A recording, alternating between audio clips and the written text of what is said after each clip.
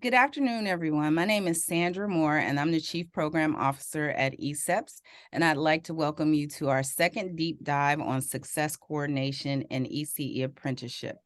And I will allow our panelists to introduce themselves. Good afternoon, everybody. My name is Noemi Callan, and currently I am a project manager with ECEPS. Previous to this role, I worked as an embedded tutor and success coordinator with an ECEPS apprenticeship program. Thank you. And I'm Leilani Eisen. I'm a current success coordinator with the YMCA of the East Bay's Early Educator Apprentice program. I'm happy to be here to speak on that with you all. Great. Thank you so much, ladies.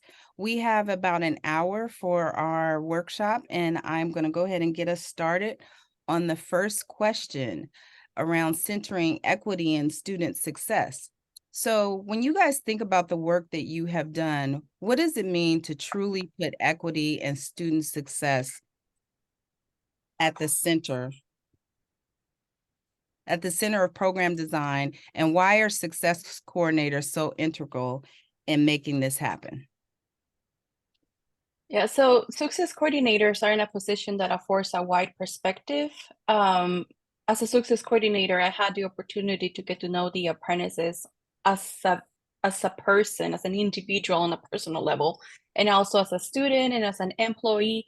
And I think that this is a very unique advantage of this role in this position, because it really gives you the context of the systems and the roles and responsibilities that they also navigate as well.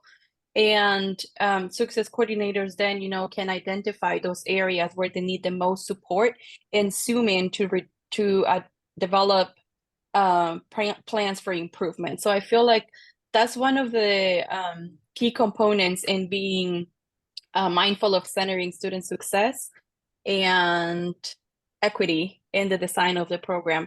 And also, we also have the capacity to identify in the systems that they're navigating where those equity gaps are, and then realize that there is work to be done to make this program more accessible and equitable for all the participants.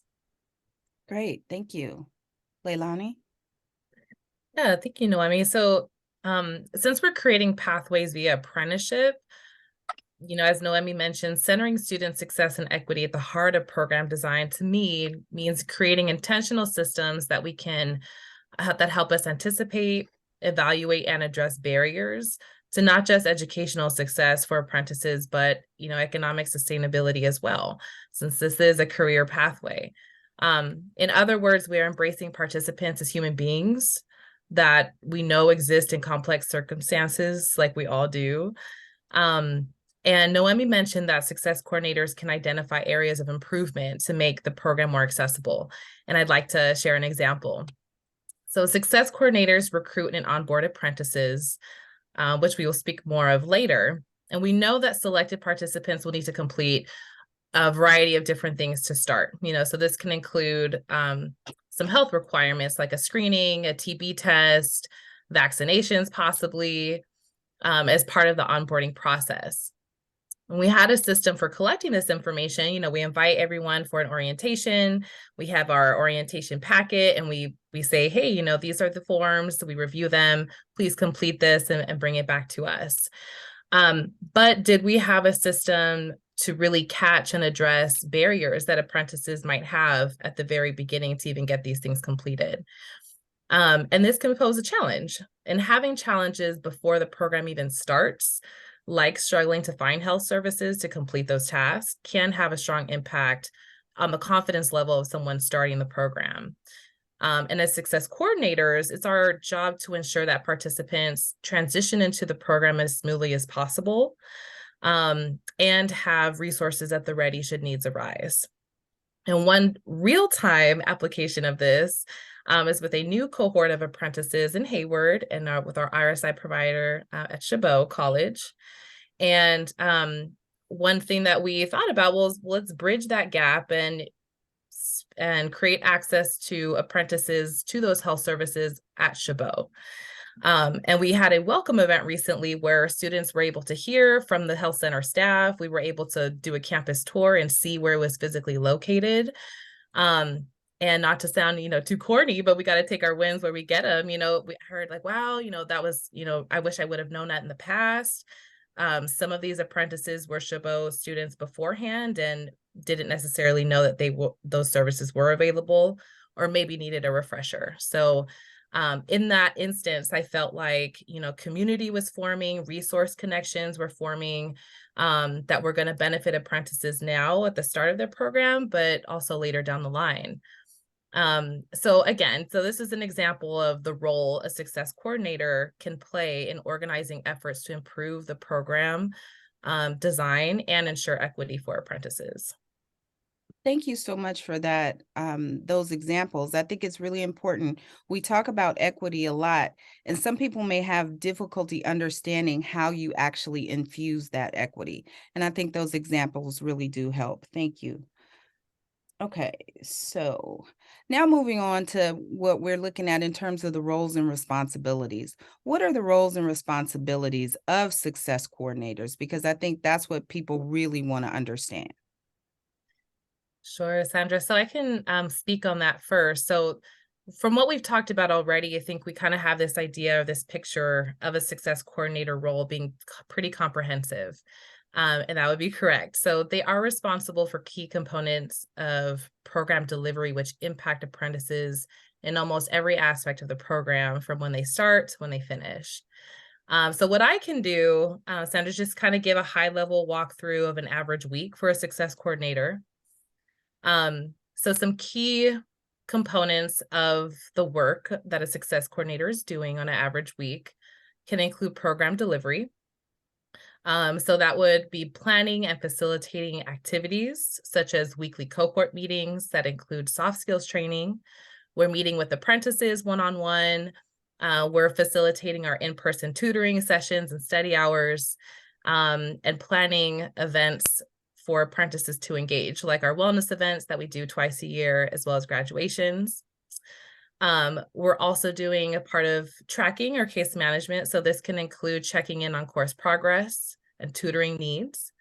And we're checking in with apprentices and instructors and connecting apprentices with tutoring as needed. We're also supporting apprentices with doing educational plans for both their permit attainment and degree. And we're reviewing that on a consistent basis or schedule with apprentices and adjusting as needed. We're supporting a lot with course enrollment and working with the RSI providers. So this can look like managing our course rosters and submitting them for enrollment in a timely manner. We're participating in meetings that contribute to outreach and recruitment efforts, or just improving program design, like we touched on in our first question. And we're also collaborating with internal staff in addition to those external entities to improve our systems for on-the-job training and program transitions. We're overall just making sure that quality or that our data is of a high quality. We're tracking attendance, grades, as well as program engagement and outcome markers. And I just want to pause and say that, I just went through a whole laundry list of what a success coordinator's week might look like. But like we said, it's comprehensive. So, I speak to that because that is, or it can be, the experience of a success coordinator. And yeah, so in summary, the responsibilities really revolve around the program delivery and planning. That is definitely a lot of laundry. Do you have anything to add to that? I do have to emphasize that the program that Leilani is currently working at is multi-tiered and it has multiple cohorts running simultaneously. So while all of these tasks might fall under the success coordinator, that might be just a slightly different depending on the needs and the size of your program. However, the core of the role is to ensure that students are receiving the support services that they require to be successful. And if I may add anything, I think that success coordinators go way beyond being apprentices as numbers on a roster or IDs on a database.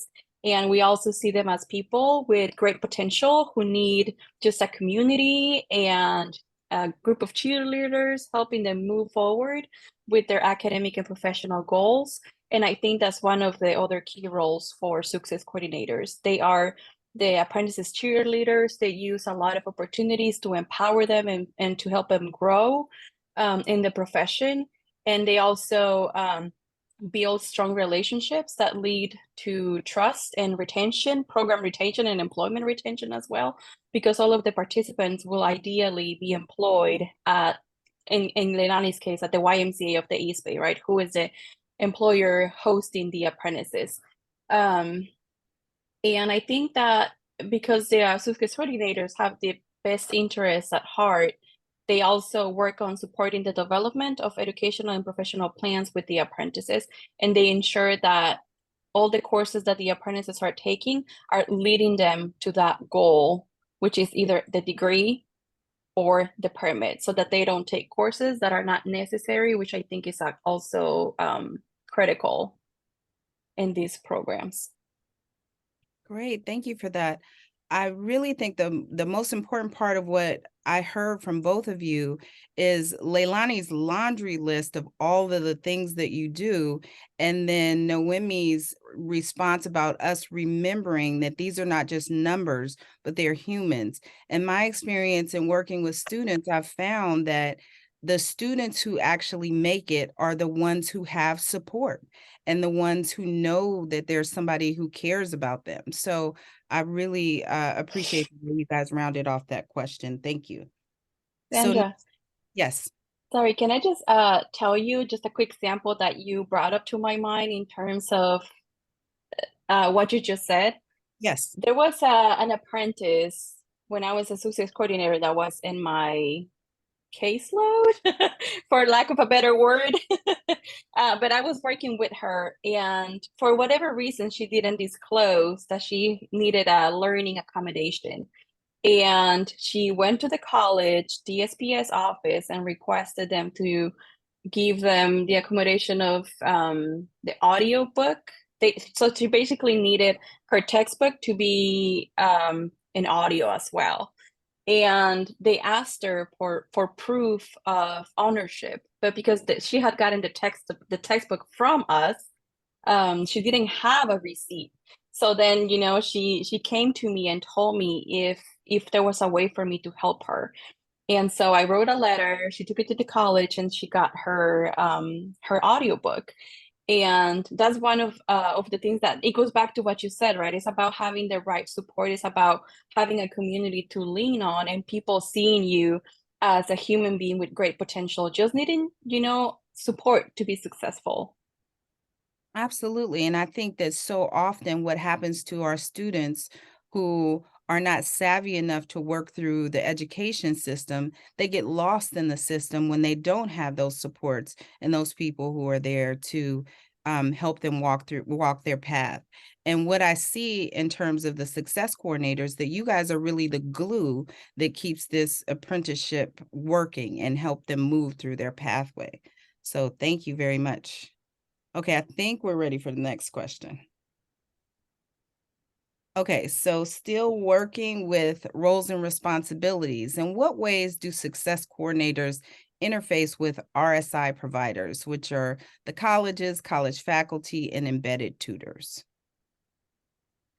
Well, just to echo or piggyback off of what you just commented on, Sandra and Noemi, to this point of success coordinators working to really support or give that student support. And success coordinators do collaborate or interface with RSI providers pretty frequently in ways that I think are essential in that mission of providing that support to apprentices. So for example, you know, we have carved out monthly meeting times so that we can make sure we are communicating effectively around things that might directly impact an apprentice's experience. So, you know, for example, we meet with one RSI provider every second Tuesday of the month. You know, we have an agenda, we're taking notes, and we're sending them out after so that we have really tangible things that we're working from, and we're working really intentionally when we are meeting. And again, the success coordinator is working one-on-one with apprentices. They're on the ground, so they can have that ability to bring those perspectives or feedback into those meeting times. And, I mentioned that we meet every month. So, this works for us. This might be different, maybe it's every other month for other folks. So what do we check in about if we're checking in every month? So, this could include course schedules, supports that apprentices are needing, which has been really helpful. For example, once apprentices complete their initial 12 units of ECE and they wish to continue their education to get the associate's degree or get the teacher permit and start to take general ed classes. So one thing that we're partnering with our RSI provider with is learning from our experience with English 1A, for example, and thinking creatively on how we can collaborate to ensure that maybe we're adding a section of English 1A with a support component in there. So that's just an example of the ways that we can collaborate to really support apprentices as an ongoing experience. Great.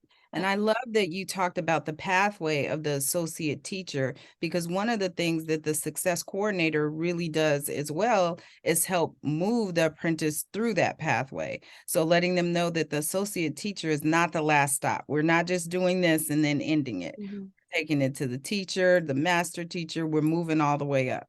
Thank you. Noemi? Yeah, and I think Leilani just slightly touched on this, but we might also talk about the apprentice's performance with faculty and perhaps college administrators during those monthly check-in meetings. There have been cases when apprentices have been, too busy or managing different issues, and they do not address those issues directly with us for whatever reason. Sometimes it's not a lack of trust or confidence, it's just it's very complex, right? Human beings are complex, and there is always so much context that we can't really know for sure what the reason is. But sometimes we do have professors letting us know that apprentice might need a little bit of extra support in this area, like writing or grammar or participating in Canvas, or a little bit of supporting uploading their assignments. So this is just another way of success coordinators interfacing with RSI providers. And to give you an example, I had a professor email me when I was a success coordinator, asking me about a specific apprentice. And this was an apprentice that was otherwise very responsive and on top of her work. And she was already in the teacher apprenticeship. So we could say that she was, a seasoned apprentice just because she had already completed the associate teacher program. And I reached out to this apprentice, and she let me know that she had just experienced a traumatic event involving young children, really young children. And the last assignment in this course required her to go into a classroom and do an observation. And it turned out that she had actually taken some time off of work to process the trauma, so that, she can come back and be her best self and serve her children.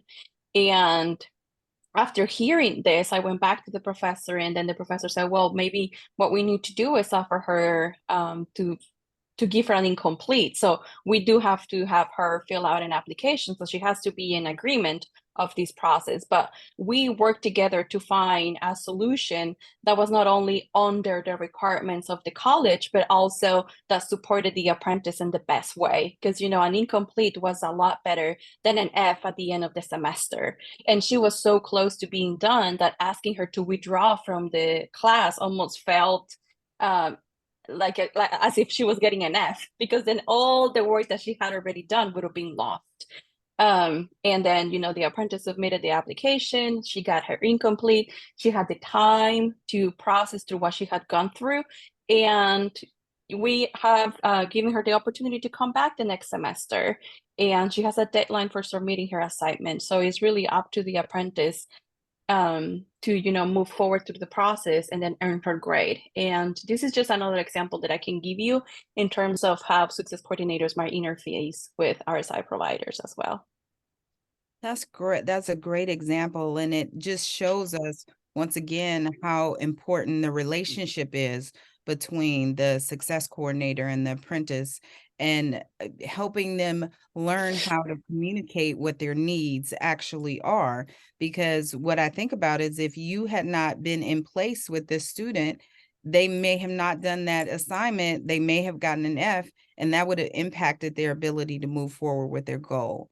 So definitely very important, the work that the success coordinator does with that interface, because students a lot of times are intimidated to talk to their professor, and to be that go-between is really important.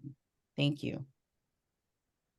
Okay, next question, still in the roles responsibilities area.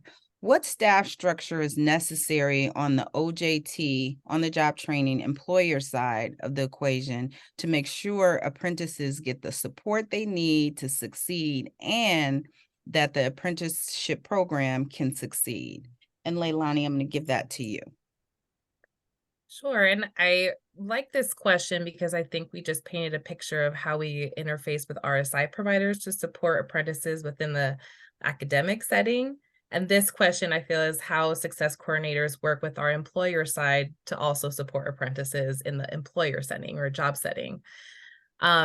So we really need to identify staff that will act as advocates for the mission of the program, to recruit, train, and retain high quality educators, and champions who will work to collaborate with you to create and sustain systems within the employer side that support apprentices.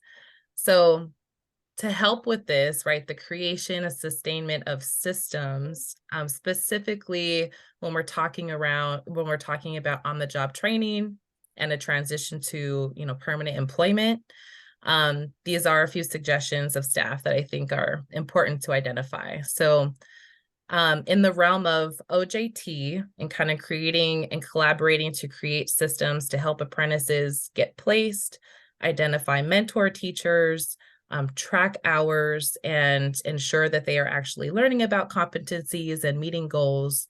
A workforce manager would be a staff member that would be good to have. This manager might also be working with a consultant or a staff person that is serving as a mentor teacher or coach.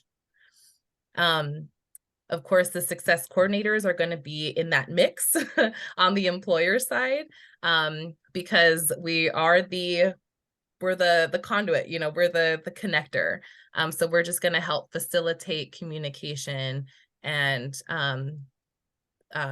making sure that we are implementing our systems and adjusting it as needed. We are also, on the job training aspect, or, looking at supporting or strengthening the resources for professional development that we are providing on the employer side, having someone who's going to be a trainer to potentially step in and do a number of trainings with apprentices that are more employer specific. And then lastly, having staff that are included and really hands-on with the operations of your program, such as an operations manager, an area manager, as well as center directors. These are key stakeholders to being able to just implement these systems in collaboration between our program and employer. So I think with that list of staff, in our experience, they have been integral in really ensuring our OJT experience for apprentices. Great. So that definitely does give us the flip side of what we're working with, and keeping quality in mind when you have all these staff structures in place. Thank you. Okay. So now we're looking at the space of inception and evolution, where Noemi was kind of the first success coordinator for the YMCA program. So we want to give her the opportunity to talk about what is needed to create the success coordinator role. Thank you. I think it's a really interesting question. It is really hard to answer. Because I feel like the needs of the program change as the program scales and expands, and also with the needs of your apprentices. I was gonna say program participants, apprentices, the same thing.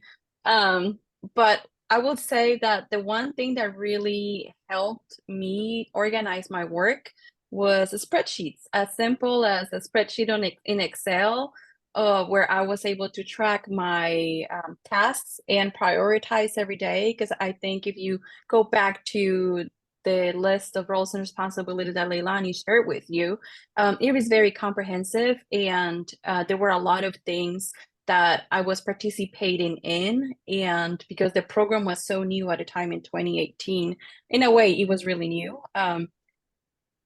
There were a lot of, considerations, and there were a lot of things that were still kind of like in the works. And so I touched a lot of like different tasks. And I would say that creating a system for organizing your work and streamlining your processes is essential for this role. Somebody who can multitask is also important as well. So if you can organize your work to make sure that at the end of the day, you go back to servicing the apprentices in the best way that you can. That's really what I can tell you about creating this role. It takes a lot of organization, it takes a lot of time management, and a lot of strategic planning.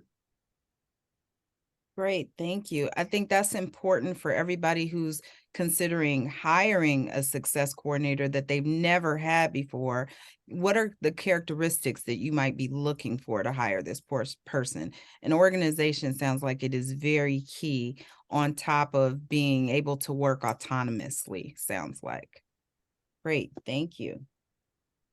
Okay, so the other side of the inception is the evolution. After Noemi left this position, we had Leilani come in, and as a new success coordinator coming into an already established role, what do you feel like was needed that was not quite available yet?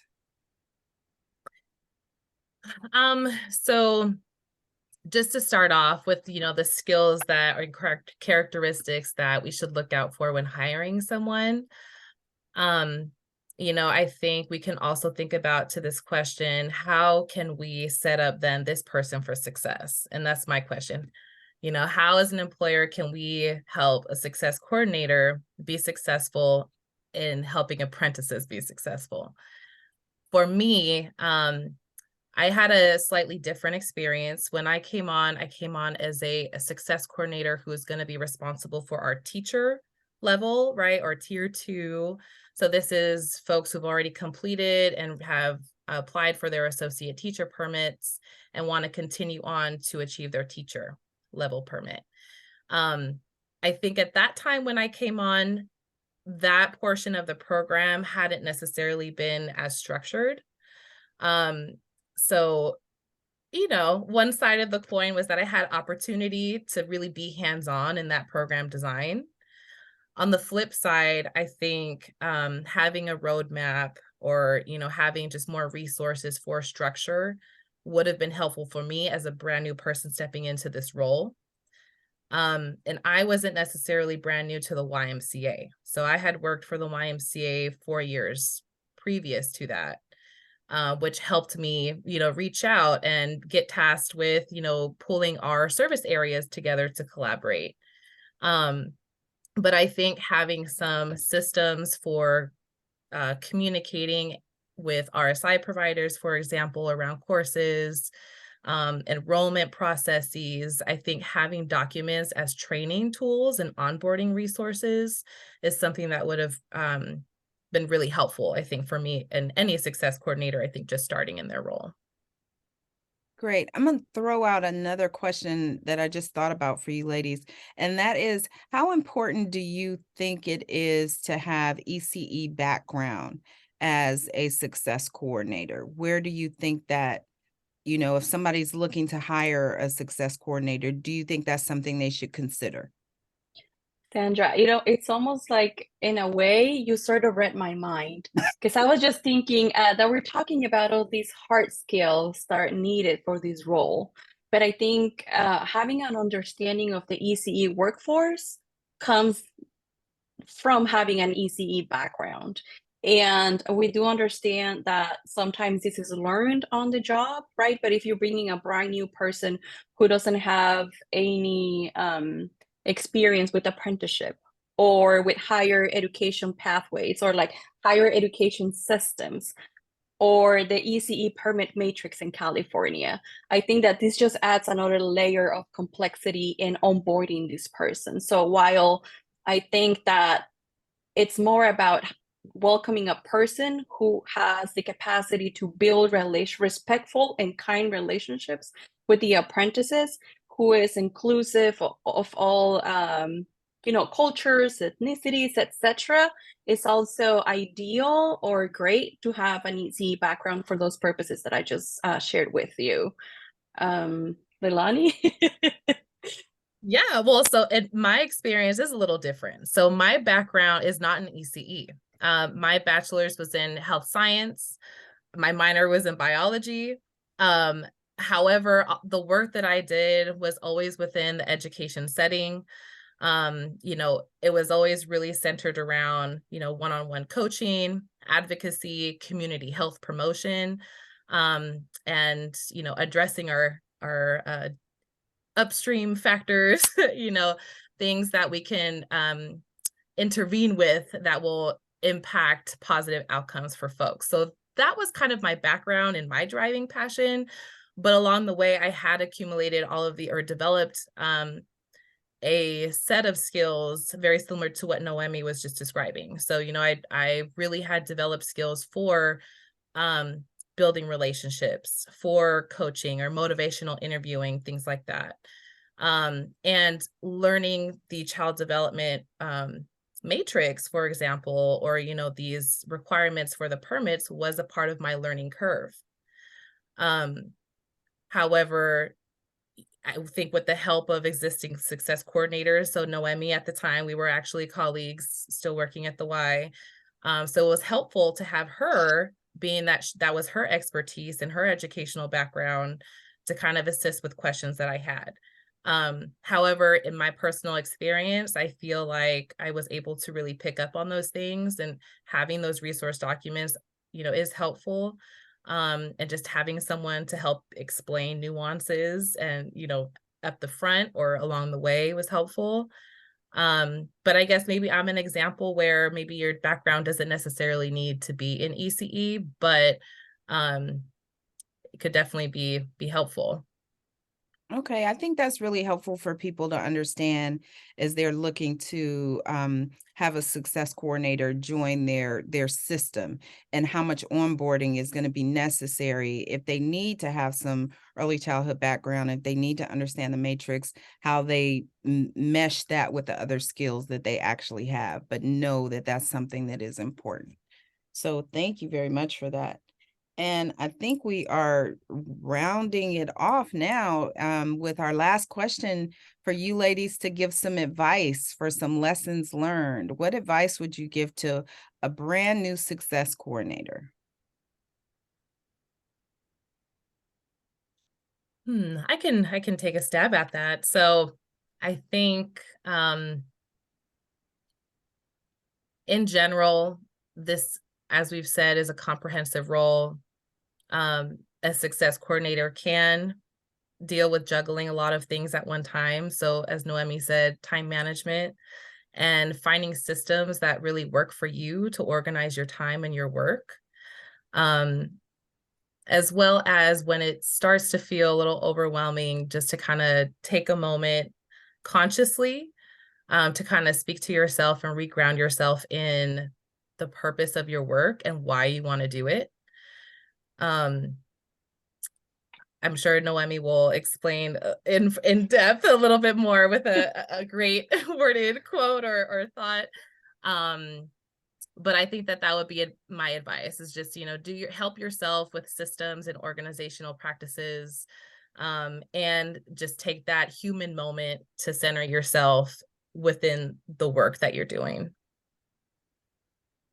Thank you, Leilani. And if I may add a little bit of something to that, it will be that it's really easy to get caught up with all the paperwork and the formalities of implementing an apprenticeship program. But at the end of the day, the core of this role is to support the apprentices. And I will encourage all success coordinators to take a step back and prioritize their work so that they're delivering that support that the apprentices need. And also to remember that while we are supporting apprentices, these are people that are working in the classroom as preschool teachers, early childhood teachers.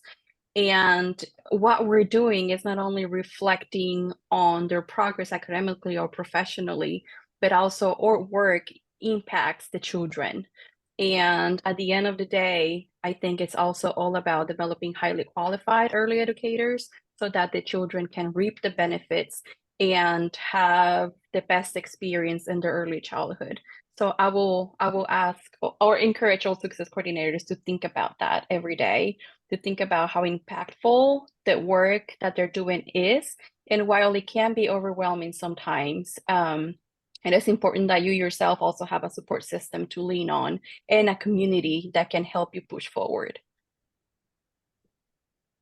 Okay, so since Noemi and Leilani have dropped the mic on that one, we will move forward and let you guys know also about our second annual ECEPS conference. We have a QR code here for you. If you are interested, please do go on and please join us. It's going to be May 1st through the 4th at the DoubleTree at the Hilton, Ontario. And we look forward to seeing you. Thank you so much for joining us for this second deep dive on success coordination, and have a wonderful day.